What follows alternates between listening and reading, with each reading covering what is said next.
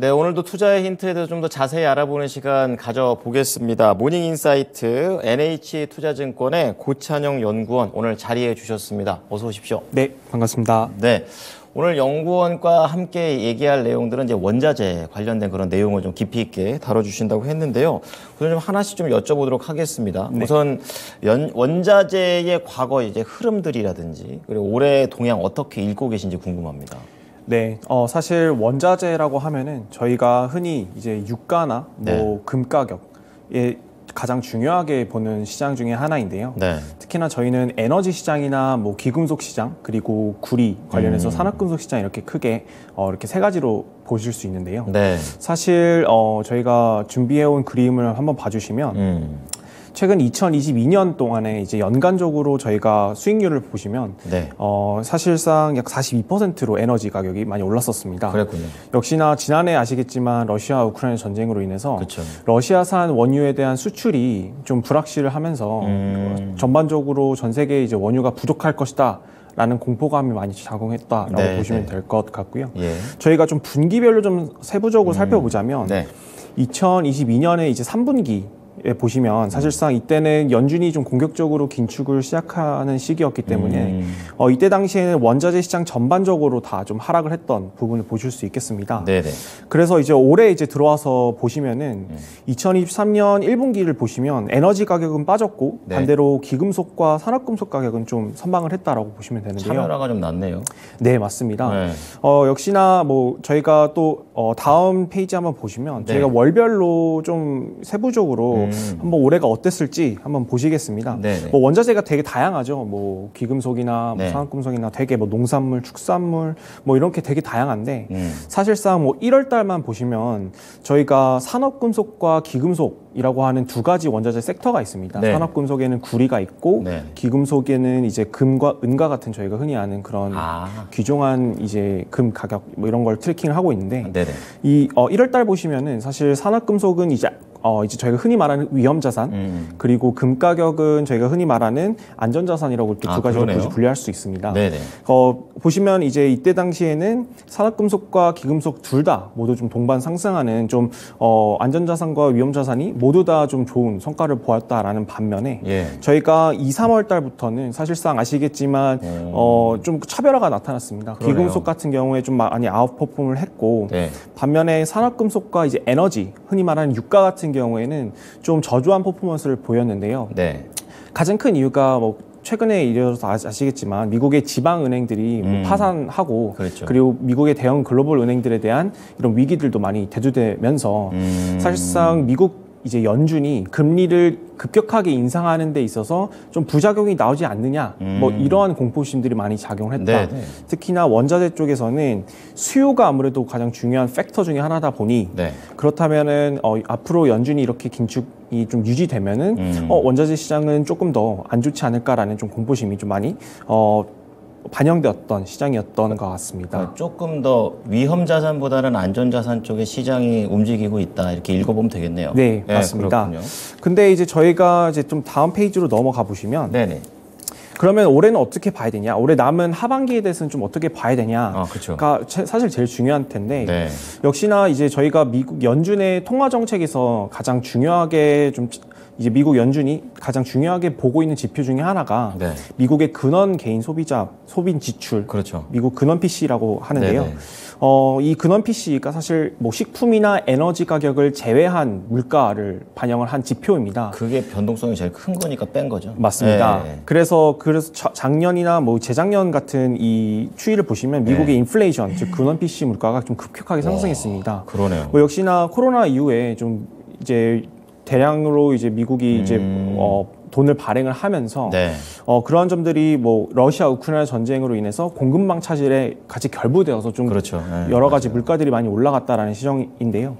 미국은 어쩔 수 없이 연준이 여기서 보시는 것처럼 기준금리를 많이 올렸습니다. 역시나 지금의 약 5%를 상회하는 그 기준금리를 보실 수 있는데 미국은 역시나 근원 개인 소비 지출, 즉 PC 물가가 좀 목표하고 있는 게 2%대입니다. 근데 여기 보시는 바와 같이 아직은 4.6%에 아직 달하고 멀었네요. 있고요.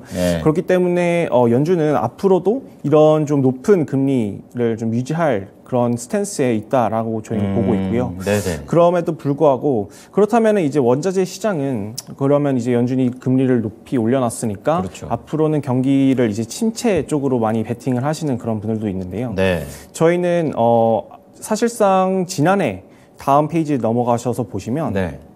이제는 사실 지난해에 있었던 이런 급격한 금리 인상이 어느 정도 이제 마무리되는 단계이고요. 그렇죠.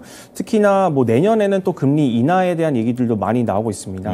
그래서 사실상 저희는 미국이 이제 기준금리를 인상했을 때는 달러 지수가 많이 상승합니다. 왜냐하면 미국이 달러를 많이 빨아들이니까. 그렇죠. 가치가 올라가죠. 맞습니다. 네. 가치가 올라가기 때문에 그래서 원자재 시장은 달러 지수가 올라가면은 이종 통화, 즉 원자재를 수요하고 소비하고 있는 중국이나 뭐 우리나라 네네. 같은 경우에는 이 달러가 강해지면 강해질수록 네. 저희가 소비할 수 있는 여력은 적어지는, 그렇죠. 즉 이종 통화에 대한 약세가 나타나는데요. 그렇기 때문에 달러가 강세로 가는 것은 원자재 시장이 좋지는 않습니다. 그렇죠. 네. 다만 저희가 올해 보고 있는 건 역시나 미국의 기준금리 인상기가 이제 마무리되는 단계고, 네네. 그러면은 달러 지수가 저희는 순환매적인 좀 하락세를 보일 것이다라고 보고 있기 때문에 네. 그러한 점들이 결국에 원자재 종합지수라고 하는 네. 저희가 S&P GSCI 기준으로 하는 종합 원자재 지수가 앞으로는 좀 탄탄한 지지선에서 약간 중립적으로 바라보고 있습니다. 아, 그렇군요. 네. 자, 그러면 이제 하반기에 대한 그런 부분들을 계속해서 얘기해주고 있는데요. 추가로 이제 달러 얘기까지 좀 들었습니다. 그러면 PMI 이쪽과 관련된 부분도 준비해 주셨는데 좀 들어보겠습니다. 네, 맞습니다. 역시나 뭐 글로벌 제조업 PMI가 저희 이제 글로벌 시장에서 얼마만큼 우리가 지금 원자재를 소비하고 있느냐에 대한 중요한 지표 중에 그렇죠. 하나다 보니까 네네네. 여기 2023년 1월까지가 약간 좀 많이 하락을 했었고요. 네. 다만 이때 이제 올해 이제 초를 기준으로 해서는 좀 이제 하방이 막히고 약간 좀 회복하는 그런 국면에 있습니다. 꽤 올라가는데요. 네, 맞습니다. 네. 뭐 저희가 사실상 앞서 보신 바와 같이 네. 미국 연준이 금리를 좀 높이 유지하는 단계에서 뭐 이게 저희가 뭐 코로나 때 본 것처럼 급격하게 올라갈 가능성을 보고 있지는 않지만 그럼에도 이제 앞으로 이게 하락세가 멈췄다라는 것이 저희는 좀 중요하게 보는 지표인 것 같습니다. 네네네. 그렇기 때문에 이런 점은 원자재 지수 자체에서도 강한 하방 경직성을 보일 가능성이 있다라고 보고 있는 거고요. 그리고 다음 페이지에 넘어가셔서 저희가 좀 중요하게 원자재 지표 중에 하나가 구리와 금 비율입니다. 그렇죠. 여기 구리와 금 비율은 결국에는 아까 말씀드렸지만 안전자산에 대한 선호도가 높냐, 예, 혹은 위험자산에 대한 예, 선호도가 그렇죠. 높냐에 따라서 예. 카퍼 이제 골드 레이시오라고 하는데 네. 이제 이 구리금 비율이 높을수록 위험자산에 대한 선호도가 많이 나타난다라고 보시면 될 것 같고 반면에 이제 금 가격이 높아지면은 네. 즉 구리금 비율 자체가 내려가는 거는 좀 저희가 시장에 있어서 좀 리스크 테이킹을 줄이고자 하는 그런 이제 장이다라고 보시면 되는데 네네. 지금 보시는 바와 같이 사실 지금 구리금 비율이 많이 하락을 했습니다. 연초 대비해서 많이 하락을 했는데요. 네. 저희는 이제 앞으로 좀 이러한 하락은 좀 과도하다라고 보고 있는 게 네. 저희가 이제 구리의 시장에 관해서도 잠깐 말씀을 드리면 네. 구리 시장에 있어서 좀 중요한 부분이 결국에 구리의 재고가 얼마만큼 있느냐도 중요합니다. 그렇죠. 이제 경제가 좀 살아나는 거를 구리값이 오르는 걸로 좀 볼 수 있는 거 아닙니까? 네, 맞습니다. 네. 뭐 저희가 닥터 카퍼라고도 그렇죠. 네, 하는데요. 맞아요. 근데 사실상 구리가 매크로적인 변수에 있어서 즉 매크로 이제 앞으로 상황이 어떻게 될 것이냐에 따라서도 많이 변동을 하고는 있지만 네. 역시나 그 자체 수급, 즉 수요와 공급이 더 중요하다라고 보고 있습니다. 근데 사실상 이제 구리 같은 경우에는 지금 재고 수준이 매우 낮은 수준입니다. 그렇기 때문에 저희 앞으로 뭐 실물 시장이 뭐 더 저희가 예상한 것보다 더 많이 망가지지 않는 이상은 네. 지금의 구리 가격 약 지금 톤당 8,000달러 부근에 있는데 8,000달러보다는 좀 위로 향할 가능성이 있다라고 보고 있는 거고요. 네. 그에 따라서 구리금 비율이 잠시 이 추세선을 좀 이탈했다라는 것을 보실 수 있겠지만 네네. 어느 정도 회복을 하겠다라는 것을 말씀을 드리겠습니다. 예, 그렇군요. 자, 그렇다면은 이제 원자재와 관련해서 전반적인 큰 그림을 한번 좀 들어보도록 하겠습니다. 어떻게 좀 전망하시는지요? 네, 그래서 저희가 좀 정리를 드리자면 네. 저희가 올해까지는 유가 시장에 대해서 원유 시장에 대해서 에너지 섹터에 대한 하방 경직성은 강화. 즉 앞으로 유가가 더 안 내려간다는 더 거죠? 내려가기는 네. 어렵다라고 보고 있기 때문에 네. 근데 사실상 종합 원자재 지수에 있어서 에너지가 차지하는 부분이 약 60%가 됩니다.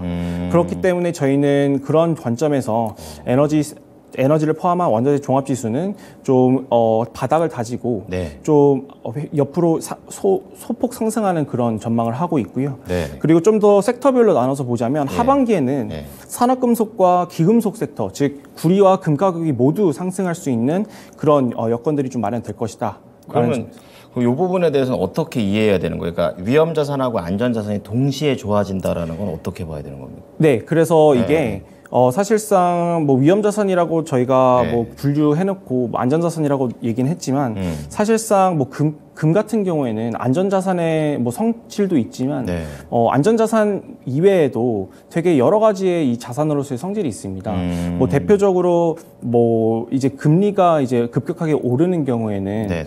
금 가격이 좀 상대적으로 저조한 퍼포먼스를 보이고 특히나 뭐 궁극적인 안전자산은 사실 저희가 달러라고 하지 않습니까? 그렇죠. 예. 그렇기 때문에 달러보다는 달러가 이제 약세로 가는 시장에서는 금 가격이 좀 상대적으로 아웃퍼폼을 하기 때문에 네. 이때 당시에 저희가 이제 올해 하반기 같은 경우에는 좀 매크로적인 테마 속에서는 이제 위험자산과 안전자산이 좀 산업금속과 기금속이 동반 상승할 수 있는 여건들이 좀 마련될 수 있는 가능성이 있다라는 점을 말씀을 드리겠습니다. 조금 더 이제 긍정적으로 이제 금이라는 건 무조건 안전자산으로만 볼 게 아니라 이제 네, 전반적으로 맞습니다. 경제가 조금씩 하반기에 나아진다라는 그림을 얘기해 주신 것 같아요. 네네.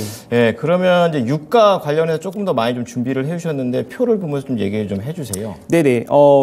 유가 시장에 대해서 좀 간략하게 말씀드리자면, 네. 여기 처음에 이제 보시는 표와 그림과 같이 사실상 미국의 원유 WTI 이제 네. 가격은 원유 재고와 이제 반비례하는 관계입니다. 그렇죠. 즉 역의 상관관계에 있다라고 보시면 네, 되는데요. 네, 네. 사실상 이제 지난해부터 올해 유가를 좀 누르고 있는 요인 중에 하나가 네. 이 미국의 상업 원유 재고가 많이 네. 올랐다라는 점인데요. 사실상 원유 재고가 올라가는 것은 시장은 수요보다는 공급이 더 많은 시장이다라는 인식들이 많습니다. 그렇죠. 그렇기 때문에 유가가 하락하는 거고요. 네네네. 그런데 사실상 이제 지난해부터 보시면 저희가 흔히 말하면 상업 원유 재고 말고도 미국이 따로 이제 분류해서 전략적으로 비축해 놓은 네, 원유 전략 재고가 비축유. 있습니다. 네. 맞습니다. 네. 그걸 전략 비축유라고 하는데 네. 그 전략 비축유를 많이 방출을 했습니다. 특히나 지난해 이제 WTI 가격이 $100를 상회하면서 네. 이렇게 높은 WTI 가격은 경제가 망가지는 그런 높은 가격이다 보니까 그래서 풀어버린 거고. 풀어버린 겁니다. 그런 점들이 여기에 보시는 바와 같이 상업 원유 재고로 흘러 네. 들어갔다는 거고요. 그런데 이제 앞으로 주목하실 때 부분은 네. 이제 다음 그림에서 보시면 미국은 이제 앞으로는 방출보다는 이제 다시 비축하는 그런 정책을 내놓고 있습니다. 그렇군요.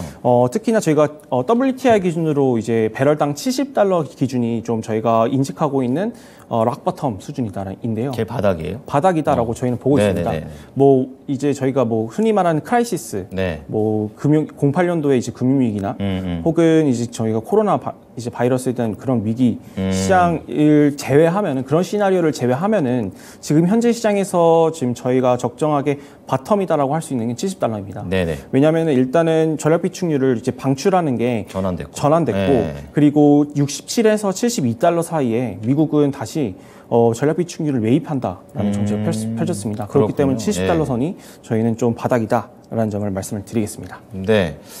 자, 전반적으로 이제 에너지 시장에 대한 부분들, 미국의 움직임을 좀 봐주셨는데, 지금 국가 간의 그런 산유국 간의 패권 경쟁이 지속된다. 이 부분에 대한 부분도 좀 말씀을 들어보도록 하겠습니다. 네네. 에너지 유가, 저희가 사실 제일 큰 그림 중에서 네. 좀 중요하게 보고 있는 부분인데요.